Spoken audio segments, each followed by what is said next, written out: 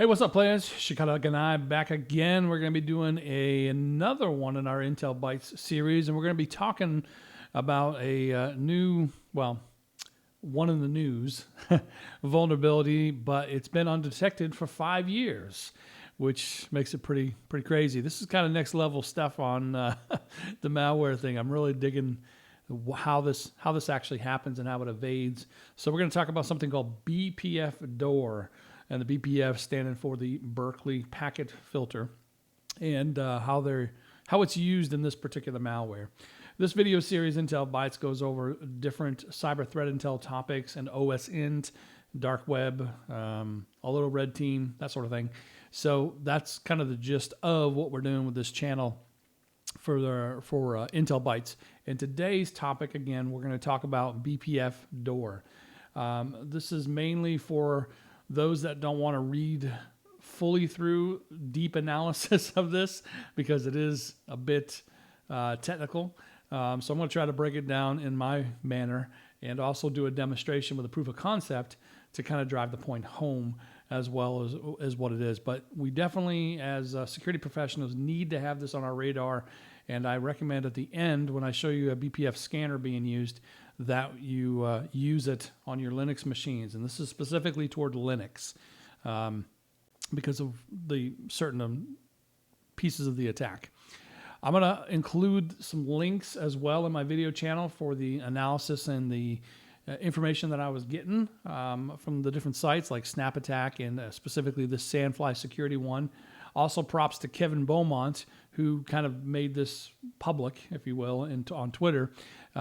So pretty awesome there. I didn't bring his up on this one here, but I really liked the Sandfly Security one of it because it was really detailed as opposed to some of the other ones like from Bleeping Computer and things, which is more of a overview. This one goes into pretty detailed analysis. So we're going to go through some pieces of it, and I'm going to base my analysis off of this article here, and then I'm going to do a proof of concept as well. So let's talk about this BPFDoor, an evasive Linux backdoor. Now again, it's been around, well, they say for 5 years, and they attribute it to a Chinese APT, threat actor. So who knows how long it's been there and active, but it's pretty crazy that it's been evading all kinds of detection this long. And the reason why is because of this thing called BPF, Berkeley Packet Filter. I'll use the sweet old Wikipedia here. And if you're not familiar, the original version of this Berkeley packet filter was just like it sounds. It's a packet filter, and you can see here it provides a raw interface to data link layers. Now we know, like your firewalls and stuff like that, this is kind of a step below it, right? It's kind of like it can I guess you could say it can bypass it, because it's actually inspecting it before it's going to get to the firewall, and it can actually change and modify rules like on IP tables and such to allow the actual attacker's traffic to appear not malicious or what have you. So this has been around for a while, and kind of from what I was reading, because this was kind of new to me, but after what I was reading, it seemed like the gist of it was, when you have a Linux kernel is kind of like the brains of Linux, if you will, because when you have an operating system, it has to be able to interact and operate the hardware from which it resides. And to do that, typically a lot of different low-level things are in something called a kernel. Usually access to that kernel is restricted, like with applications and such, and they usually split it up into what they call like a user land, if you will, and then there's like a kernel mode, and the kernel mode obviously is kind of a raw, unfiltered, God mode, if you will, promiscuous deal, whatever. Whereas the user land one typically would have to have some sort of interface to communicate with the kernel to actually get access to some low-level functions from the kernel. And the typical way that it was done, and still is done, is with what they call Linux modules or kernel modules. But it was found to not be as safe as they wanted it to be, I guess. And this Berkeley packet filter is kind of the alternative, if you will, for doing kind of what the Linux kernel mode does. It's almost like setting a virtual machine, if you will, in the kernel itself. That's kind of what I was reading, what people were kind of relating it to. So this is pretty insane stuff here. This Berkeley Packet Filter, it can actually monitor and look for all traffic, and it can determine which ones are good, which ones are bad. In this particular attack, though, there's something called an implant or an executable that is put on a machine, and the way to trigger the implant to actually work as a backdoor, excuse me, is to send a crafted message with a specific, they call it a magic packet, but it's got a specific password it's going to ask for, that it will be able to determine to give a reverse shell or to create a reverse shell for the actual attacker. And the Berkeley Packet Filter is in use here to look at all traffic that's coming in, and then they say, oh, this attacker's traffic that's using the magic bytes, if you will, we're going to let this one go here and do this, and the firewall will not really know any different, that, you know, it's doing this malicious activity, if you will. So I thought it was kind of interesting, the use of this Berkeley Packet Filter. This one here, it says here, the source for the backdoor was posted by anonymously, and Sandfly researchers are able to provide the in-depth technical analysis. It says here, goes memory resident and deploys anti-forensics and evasion to hide. And again, when you run the stuff in memory and doesn't touch disk, some EDRs and some, you know, AVs and stuff have a hard time finding it as well. Although I will say there are some EDRs that do catch this particular one because I've tested it. Excuse me. It loads a Berkeley Packet Filter sniffer, allowing it to efficiently watch the traffic and work in front of any locally running firewalls to see packets, like IP tables, for example. And they call it BPFDoor because it operates essentially as a backdoor. Now, they don't really go into detail about how you would get this executable implant, they call it, on the victim's machine, but pick your poison, right? Phishing or drive-by downloads or what have you.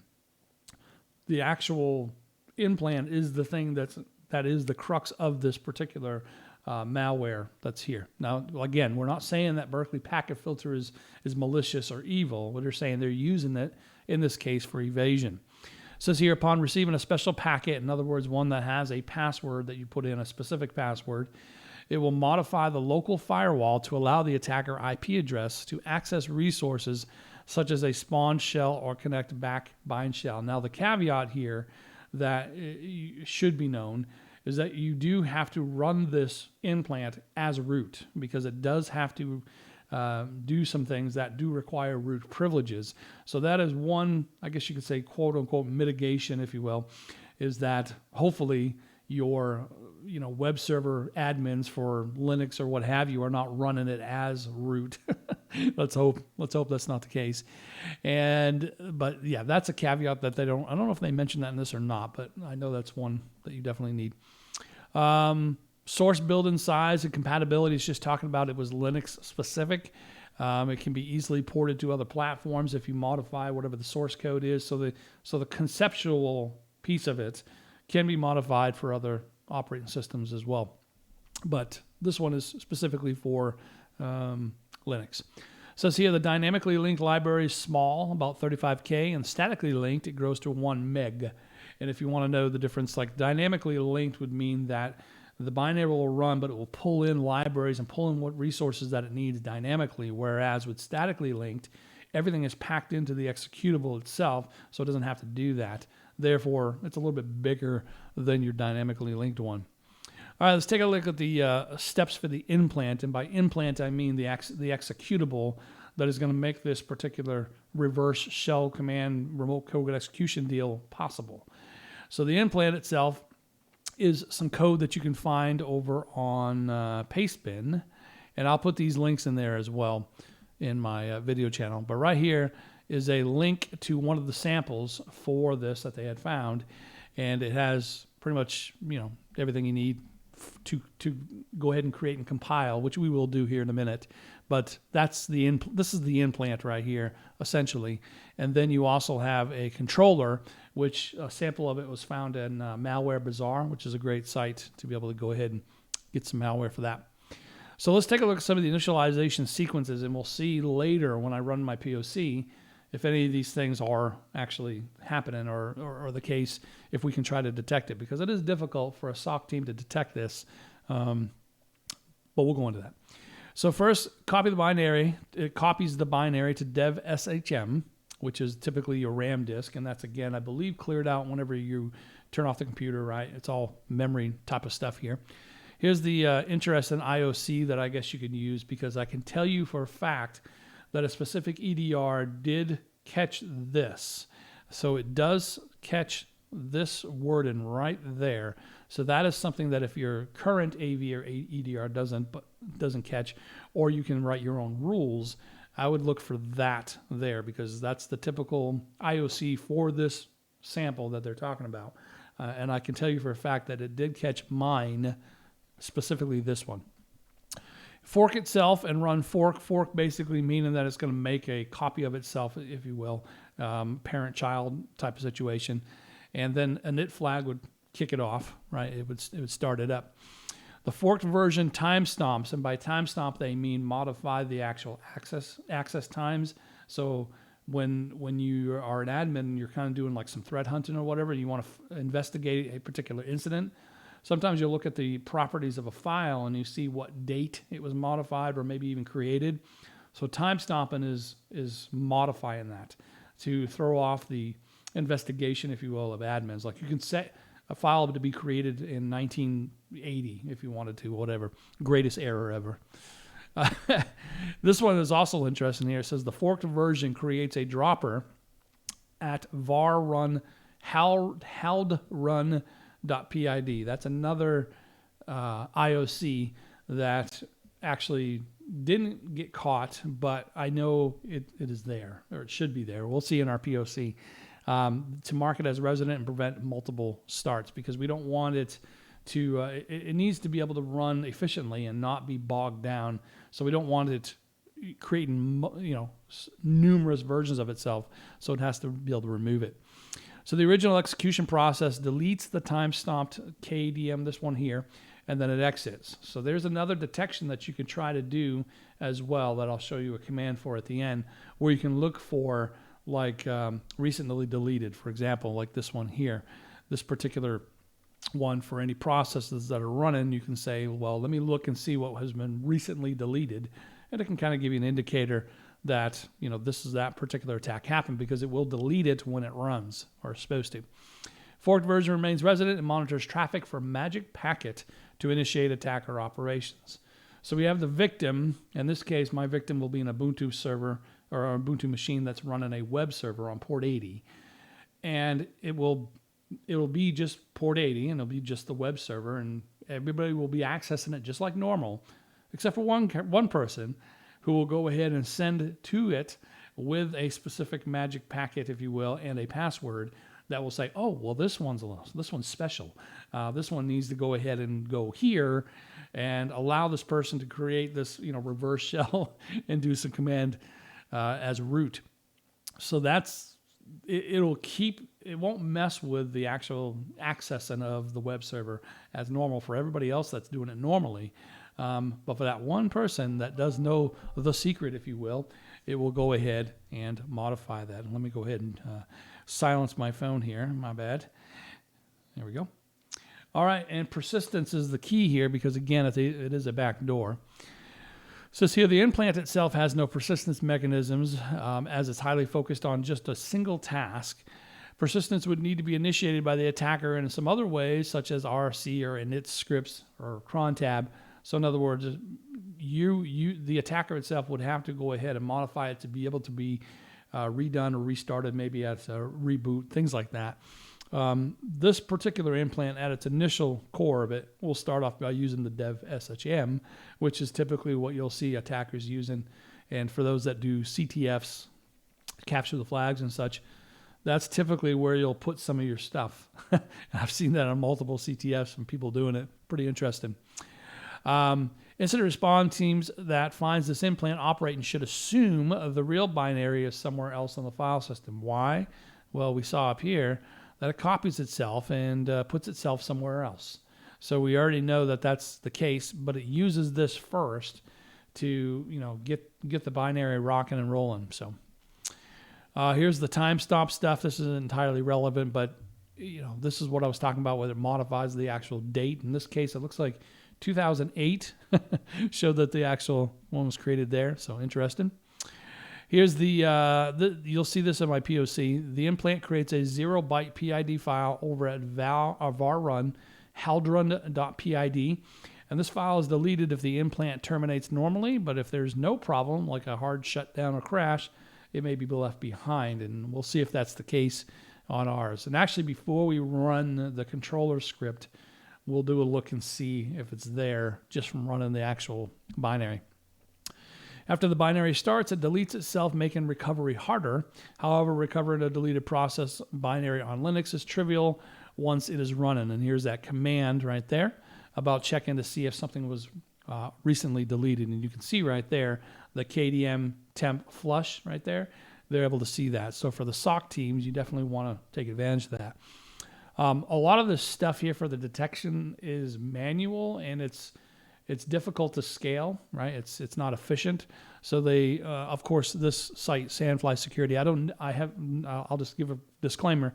I've never messed with any of this program that they have, so I can't really say if it's good or not, but I'm just saying they're obviously shilling for their product that can actually, detect this stuff and do this for you automated, which is always a good thing, right? So look for any type of program that can actually automate this particular thing. And an EDR may be able to help you as well.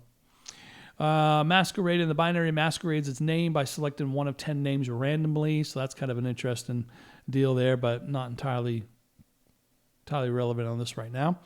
So it says here, the names are made to look like common Linux system daemons. And the proc file system, which is for the processes and stuff, that you can actually cat and look at a PAD. So if you did if you wanted to look at the stack trace of a process, you can do like cat /proc / whatever the PID number is /stack, and it will be able to go ahead and outline the actual, the stack of whatever that process is that's running. And we'll use that also as a detection method a little bit later on. But let's scroll down a little bit further here. Let's see. If you find a suspicious process ID, quickly investigate what the real name by going to the proc PID. Again, this is that folder where you can find that information out. Let's see. Let's scroll down here.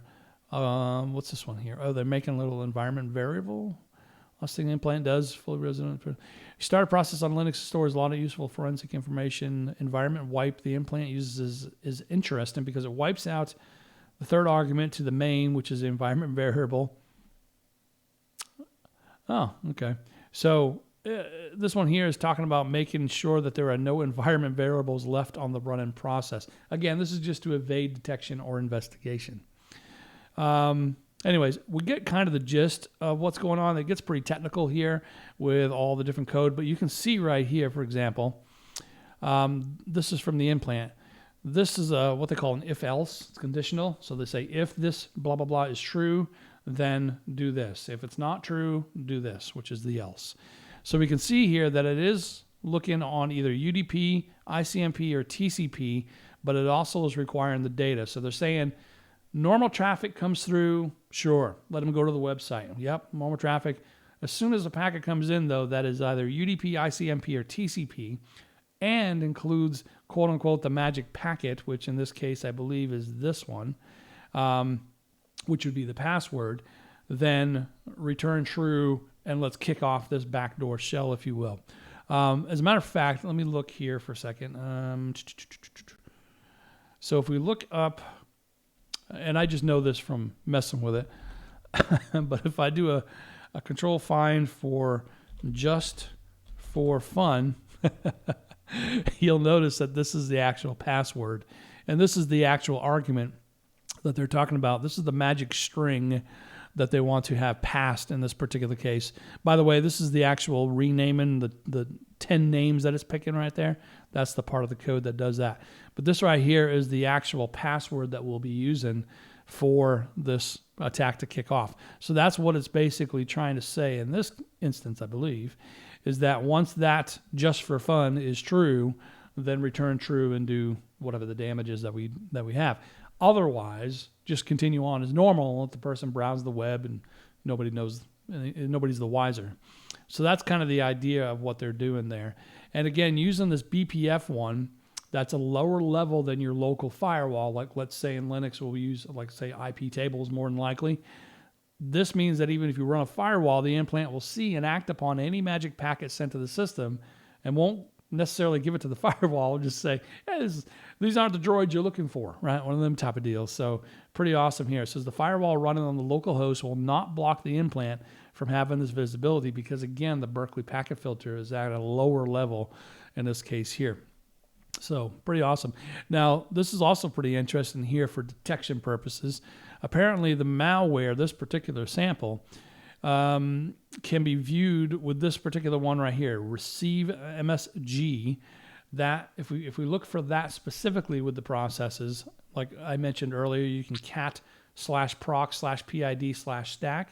If you do that and you do see this, that would typically indicate that that's what this is. That process is running the actual BPFDoor. So that's something that the SOC team can use for it. And I think there's another one too. Yeah, this one here. Wait for more packets. So that one is the name that they give it in this case here. So you can search the entire stack area for it and see if any of these actually show up. So we'll actually run these once I actually compile the implant and run it, and we'll see if these are there in case. Okay. All right. So enough about that. Let's get right into a demo here. Oh, it looks like they use a stream cipher for encryption, RC4, which is pretty cool. All right, let's go into a little bit more of the show and tell now. So what I have running here is I have an Apache server. Here's my victim. This will be my victim. So 192.168.1.180. And you can see here I'm just running a basic Apache server on port 80. And the attack machine will be this Kali Linux over here. And you can see that it does see the web server. So it is there. And it is running just the default Apache page. I didn't put anything interesting on it. I should have, but I didn't. So 192.168.1.180 is there. Let's come back here and check this out. So I went ahead and I went to the pastebin one and I saved page as, and then I saved it as, what did I call it? BPFDoor.c. So this is the actual code itself for the implant. So what we're going to use is we're going to use Gcc to compile it into an executable. So you say GCC and then whatever the C script is that you want to actually compile, in this case being the BPFDoor.c, and then you do tac 0, or I'm sorry, O for output, and then whatever you want to call it. So I'm going to call the executable BPFDoor. I like it so. So now we should have an executable right there, BPFDoor. And as I mentioned, you do have to run it as root. In this current state that I'm in for this Ubuntu, I'm not running as root. So I have to do sudo, and then I'll do a /, and we'll say BPFDoor, and then we'll run that. Password, I'm trying to remember what my password is now. And boom. So it should be running, but let's do a little check-in and see with those detection scripts that we talked about earlier.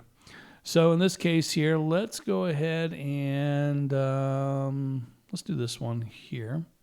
Actually, let's do this instead. Let's run this one first because we're going to need a PID for whatever the process is for it. This should tell us. All right, looks like we do have a packet running over there in proc with, here's the PID, 12906. Let's also see if that other one's there, just to verify, the grep wait for more packets. So we'll go ahead and check that as well.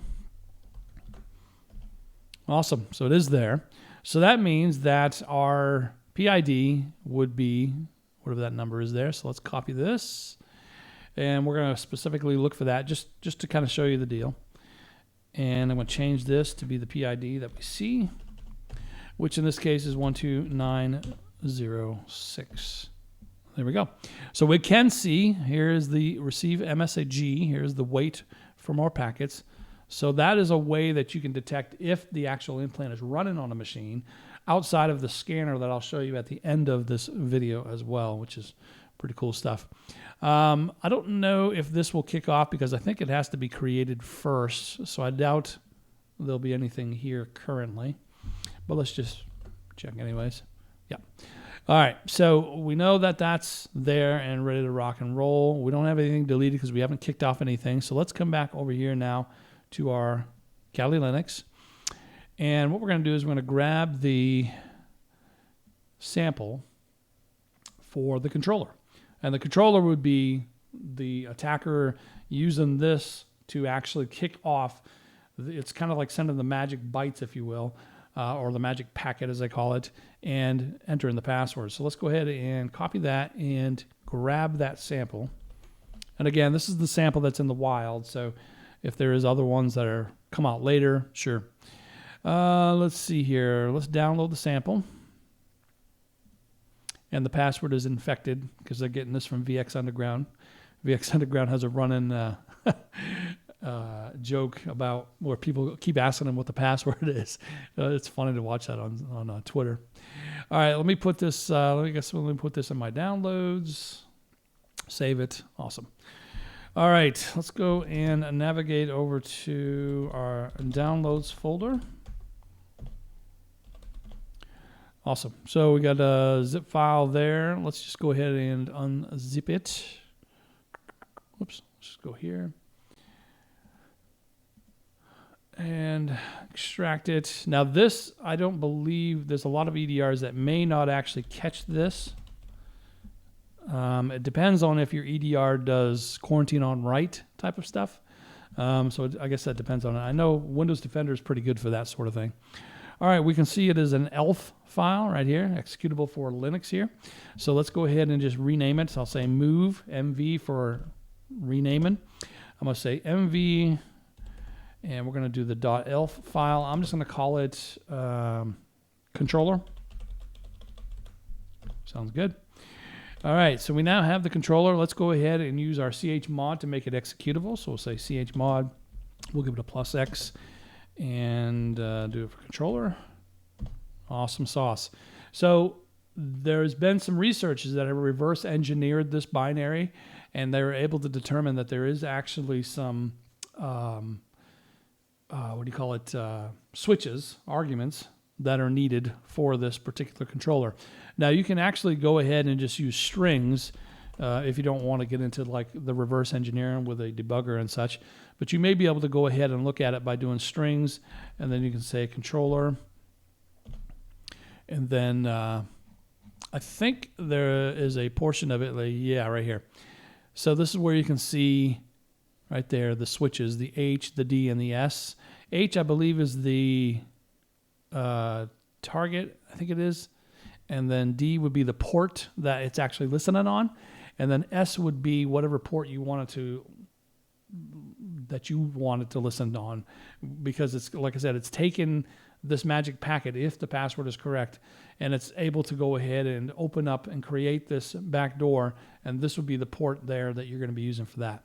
Now, so H would be the Ubuntu IP address, D would be port 80, which would be the web server that it's running on, and then we'll just do the typical LEET 1337, maybe for the port on that case there, okay?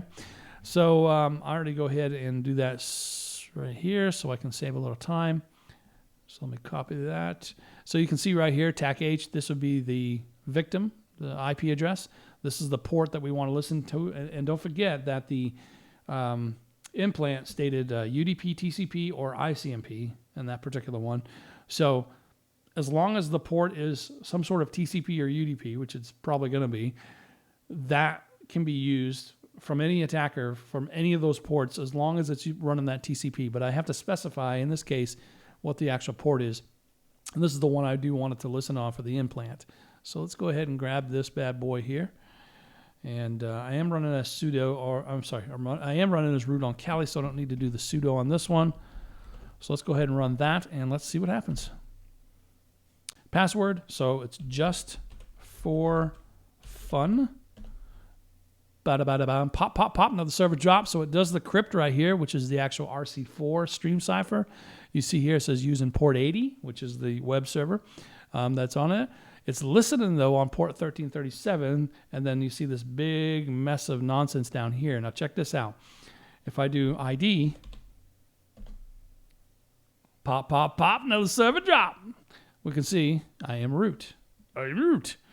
And just to verify that it is the victim machine, let's go ahead and do an ifconfig here.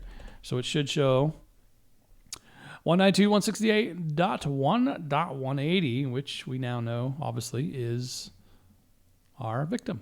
So we are root on that victim here, and we can run root commands, right? Who am I? Should be root, so on and so forth. So from here, you know, it's pretty much endless from this case here. So this is pretty insane how quick and easy this is to pop this like that using that Berkeley Packet Filter, and they're none the wiser. But let's go over here now that we've run it, and see if there's any type of detections that we can actually do other than these ones here. I'm going to run this dev shim again because I don't know if it's going to be there. Let's take a look at the recently deleted, because it should have created that long weird name and then deleted it. So let's see if that's actually the case here. There it is. Boom. So right there, for all you SOC people out there, this would be a good indicator to determine whether or not there was an attack or a BPF implant that did create a reverse shell for somebody. You can look here because we know that before, when I just ran the BPFDoor executable, we know that it wasn't here, obviously, because it never was created until that magic packet was sent with the password. It did create it, and then we can see it here. So for the SOC team, you definitely want to look at this to determine if there was an actual compromise on the machine. So pretty awesome stuff. All right, let's talk about the detection with this one here. So Snap Attack, I'll give them some props on here. This is their GitHub. They made this BPFDoor scanner, and this one here is specifically for this one particular attack. And if you're not familiar with how to get stuff from GitHub, excuse me, essentially you're just going to do what they call a git clone. And from there, I'm just going to go ahead and exit real quick here. There we go. You're going to do a git clone, and I did that earlier, so I should be listed here somewhere. Right there. So it's going to look like that, git clone, and then whatever the address is for it. And then from there, you'll CD into that particular scanner or whatever the repo is. So I'm going to go ahead back, and I'm going to CD into that scanner. And you can see here, that doesn't need any type of, pip install requirements or anything like that. It's just essentially a Python script. And what it's doing is it's scanning to see if this was infected previously. If any of these servers had these certain indicators that we've been talking about or that were in that particular article, it's going to tell us, yeah, this has been compromised because of these artifacts. And pretty awesome stuff. So here we can run, let's see, Python 3, BPFDoor scanner, .py. Oh, so this would be, okay, so this would be the victim. TAC, is that a 1? I think it's a 1. TAC 1, this would be our IP address, I think, right? Oh, no, is it an I? Oh, it's an I. That's weird. I think they misspelled there. So I think it's an I, so I'll do an I. So that's my IP address, and then the port, oh, what was it? Port 80, right? So, oh no, what was it? Listen and port, would it be the 31337? I'm trying to remember. Let's try it. Let's see what happens. Did I put that in? Nope, I didn't put that in there. So let's try it and see what happens. We don't know how this, I did get it to work previously, so we'll see here for sure. Python 3, BPF, .py, just make sure I only do a TAC H here. TAC H. So actually you don't need the TAC H because you should be able to just do a positional. So I should be able to say the IP address, which in this case is this one here. And then it was TAC I, and that would be my IP address on this machine, which I don't actually know what it is. So let me see. Right there. All right. And then lastly is the port, right? Is it TAC P? Let me verify here. TAC P. And I think it's the port that the web server is on, if I'm not mistaken. So let's do that. All right, we're missing something here. Following arguments required, listen and port TAC L. So in that case, it was 1337. Boom! Scan and complete. Wait in 5 seconds for any remaining UDP messages. All right. Uh-oh, we found one host that we believe to be compromised. Great scanner. Loving it. So yeah, so it's Python 3, the script, your victim IP address, TAC-I, which is obviously, don't use this command because that's wrong. TAC-I would be your IP address of the attacking machine. TAC-P80 would be the actual port that, was the original port that you were connecting with, which in this case was port 80. And then the listening port was the one I was missing. So TAC-L to put that in there, and we had 1337. So on all of those parameters, it found out, hey, yes, this was actually compromised. So in this case here, great BPFDoor scanner for your machine. I highly recommend that you go ahead and grab that and test your Linux machines, because this is some pretty next level stuff here as far as evasion goes using this BPF filter. So hope you guys enjoyed that video. As more different Intel things come out in the news, I will do my best to put some videos out to kind of describe it, to give you a better knowledge about, kind of break it down into as simple as format as I can without getting too crazy technical. And I'll usually try to include a POC if there is one available to kind of explain what's going on to help you in your journey for being making sure that your threat intel feeds into your security at your workplace or your company. Until next time, peace out, players.